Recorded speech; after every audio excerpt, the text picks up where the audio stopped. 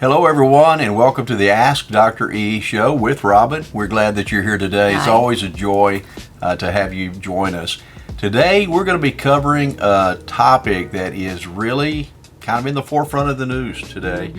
And it's this question: why are young people so excited about socialism? Something I never thought we would see in America. So we're glad you joined us. We're going to go through this today and talk about maybe some ideas and thoughts that we have concerning this.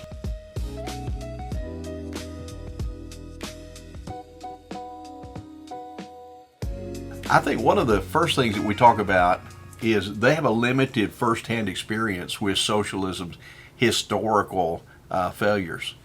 And just about every country that's tried it, they failed. And there's not really any one country today that you could pick and say, that's a socialist country and I want to live there, because there's a trade-off. They might get some of the things they want, but they lose their freedoms. Free speech, so forth.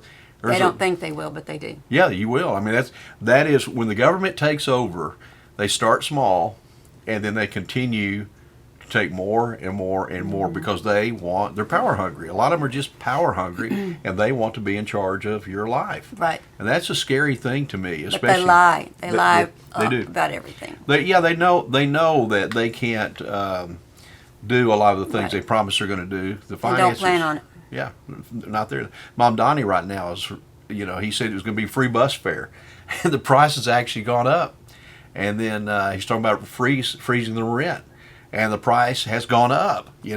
So he knew that when he started it, but he was telling people what they wanted to hear.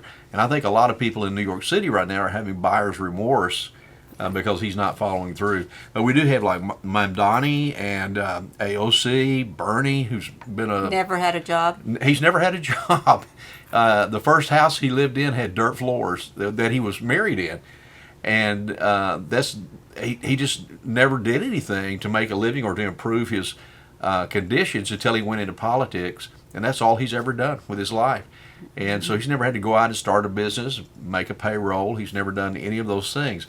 Let me mention, Rob and I are going to mention a few of these countries that have tried it, and then share with you the results of these countries that have tried socialism and what happened. So, Rob, I want you to do the first one. Okay, Soviet Union. Well, that's an easy one because everything's bad there, and it was dissolved anyway. But chronic shortage, low productivity, and economic stagnation. So they just killed. They come in and just. And that's it. You're done. Yeah. You're a nothing, and you just perform like they want you to. They literally put themselves out of business as a country because they dissolved in 1991. So the Soviet Union no longer exists, and I attribute a lot of it to the fact that they were socialist. And socialism is about a hair's breadth away from communism. I mean, that's what it is. And then East Germany. We'll talk about that. They had a state-controlled economy. And as a result of that, they started lagging way behind West Germany. Of course, people knew that, hey, why are they so far ahead of us? And they began to put two and two together. And East Germany wound up in absolute shambles before it was over with. And then another one, Rob. Cuba. And we have friends that are from there and actually lived there as children. And then they came over with their families, and it was horrible. We have a lady in our choir that was from Cuba. Yeah, well, we have Grace, too. And that's right. Anyway, they had shortages of everything. They told you how much meat you could have, protein. And that makes you where you can't perform as well, Well, do you know even to this day that if you own a cow and you butcher it for the meat, you go to prison? Yeah. They won't let you butcher your own cow. Oh, yeah. Can't have things brought. Whatever comes to your house, they look at it. They check it first. Yeah, if you were to visit there, whatever, they check it. At least two of the people in our church, and then one, remember the guy that was delivering furniture over at our daughter's house, also was from Cuba, and they were talking about how horrible it is there, and how you go to the grocery store, there's nothing in there. No. You might stand in line or park in line for hours to get gas. By the time you get up there, there'll be no gas. They just don't have anything. They're just dirt And they poor. can walk in your house and take whatever they want. Yeah. A lot of people, they act like capitalism is a bad word. But the truth is this: capitalism is the only system of government that creates a middle class. Socialism, communism, there are two classes of people: those who have money and those who are dirt poor, and there's nothing in between. So capitalism, yeah, we may have it may have its faults, but the fact is it's the best system of government that there is. It is, and people just don't understand. They've Been fed a lie, and they just listen to that and nobody else. Yep. What's the next one? Okay, Venezuela. Okay, the state interferes all the time. The oil prices go down. We know the head guy, Venezuela. They couldn't wait till he was gone. Yeah, they The celebrated. country. They did. Yeah, when They Trump went in here and celebrated. got him, the people celebrated. They were so happy. Venezuela used to be one of, if not the wealthiest country in the world at one time. I mean, they had everything that you could possibly imagine, and now they're just living in abject poverty, and Right. it's very sad. There's corruption, there's hyperinflation, there's all of those kind of things, and then North Korea. We hear about North Korea. A lot. There's food shortages.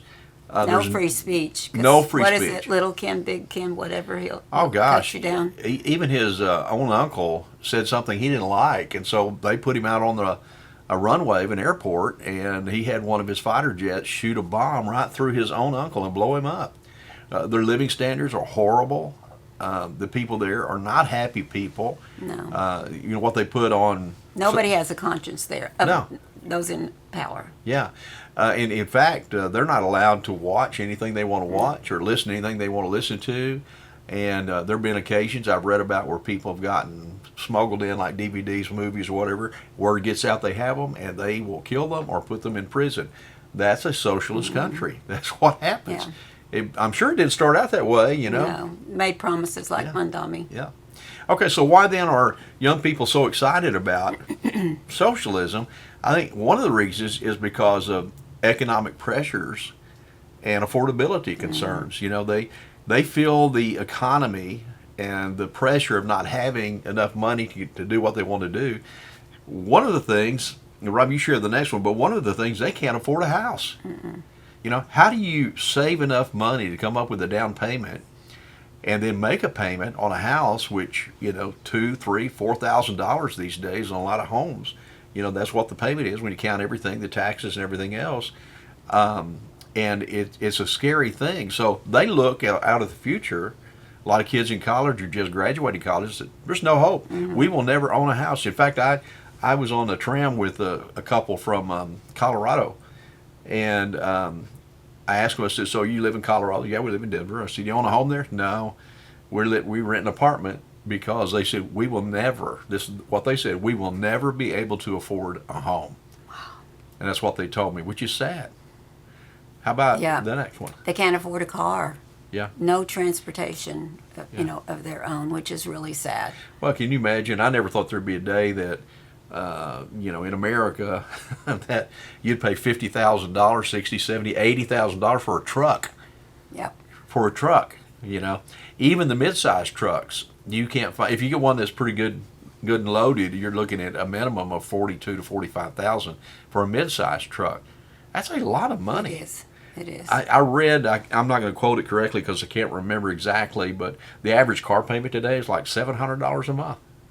That's a lot of money. It is. Yeah. And it used to be keep up with the Joneses. They can't even keep up with themselves. Yeah. You know. Then they get student loans. Some of them are astronomically in debt, Right. and they've got worthless degrees. And now they some can't find a job. they can't find a job. No, so some of sad. the degrees they get are great, but there's a bunch of them out there. They're never going to be able to pay those loans back with that field of expertise that they want to go into, or at least that they thought they did. And so they get these worthless degrees. They can't make a living with them doing that, and then they're stuck. How am I ever going to pay this loan back? And Well, they feel like never. yeah. It's just never. They just keep paying on Yeah. it, keep paying on it, keep paying on it. It's So- really sad. So those are some of the reasons, that young people think socialism is a good idea. Hey, we love you. Thank you for joining Ask Dr. E today, and please come back and see us again next See you Wednesday. next time. Bye-bye. Bye-bye.